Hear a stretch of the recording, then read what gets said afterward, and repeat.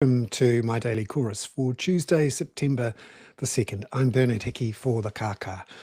It's a podcast and video I produce via my Substack newsletter called The Kaka about Aotearoa's political economy around housing, climate and poverty. The big debate today is around whether the government, and in particular the Prime Minister, Christopher Luxon, and the Finance Minister, Nicola Willis, have respected the independence of the Reserve Bank. This has been brewing now for months, but actually it's been something in the works for 3 years.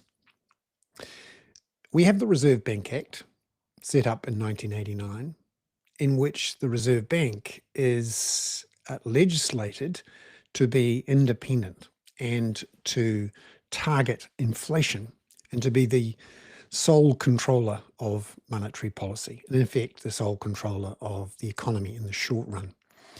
This is a convention that's lasted for 35 years, and New Zealand was actually the pioneer of independent central banks targeting inflation. It's now a convention used all over the world. And for a long time, at least until November 2022, our politicians, our finance ministers, our prime ministers, even opposition leaders were very reluctant to criticise the Reserve Bank's operation of monetary policy, and in particular, the people atop the Reserve Bank, for fear they'd been accused of pressuring the Reserve Bank, of reducing its independence. This all goes back to the mid-1980s, when Robert Muldoon, the then Prime Minister and Finance Minister at the same time, was able to reject advice from the Reserve Bank about interest rates, and for a short period refused to allow the Reserve Bank to open up financial markets for currency trading. This led in the end to the 1989 Reserve Bank Act, which hasn't really been changed that much since then, and is based on the presumption and the legislation that it is independent. That changed in November 2022, when the then opposition leader, Christopher Luxon, and then finance spokeswoman, Nicola Willis, sharply criticised the Reserve Bank then Governor, Adrian Orr, and the then Labour government and Finance Minister Grant Robertson for reappointing Orr in 2022 for a second 5-year term. They believed that the government of the day had a requirement to consult with the opposition and make sure that the opposition agreed to that governor being reappointed.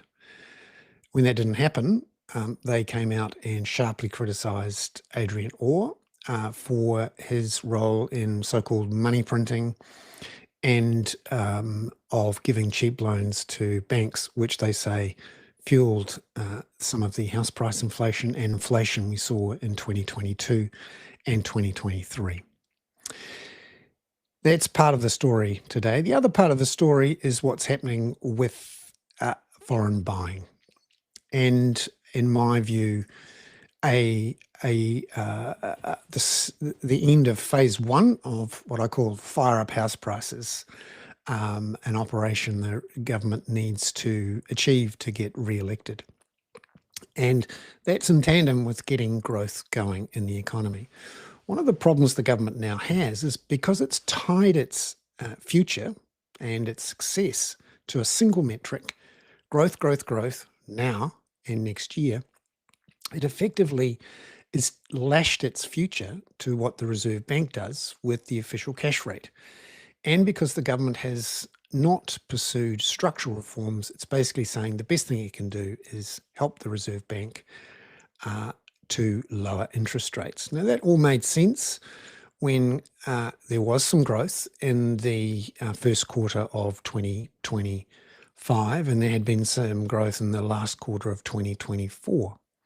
But that growth disappeared in the June quarter of 2024, and the government's now under enormous pressure. Having promised at the beginning of the year growth, they now need ever lower interest rates and whatever other levers to be pulled to get both the housing market and the economy going again. So yesterday, the government announced finally the relaxation of the ban on foreign buyers on property here in New Zealand. Now, it's not a complete removal. You have to have an active investor visa, so-called golden visa, to be able to buy a property. It means that you don't have to live in New Zealand. You can be here for as little as a few weeks, as long as you've got this residence visa and you've invested either 5 million in a business, which actually means 5 million in a managed fund that is investing in businesses, or 10 million in government bonds. And you're only allowed to buy one or build one house worth $5 million. And that's the fig leaf that New Zealand First have used to accept this policy, having opposed it for all of the last 18 months or so. This is the end of phase one of this project, given that the government has also convinced, pressured, asked for the Reserve Bank to reverse its tightening of capital requirements for banks. This is important, happened a couple of weeks ago, because it was something that Adrian Orr pushed through in 2019. And the decision to remove the requirement for extra capital has freed up the banks to potentially lend another $175 billion into the housing market. Phase one also included the government shutting down Kāinga Ora's new build program, more than 3,000 homes, and that's reflected in also very flat building consents in the last year, and contributed to the loss of more than 15,000 jobs in construction, along with the government's own freezing of investment in big new government capital projects, Three Waters, various transport projects, hospital plans, and of course Kāinga Ora.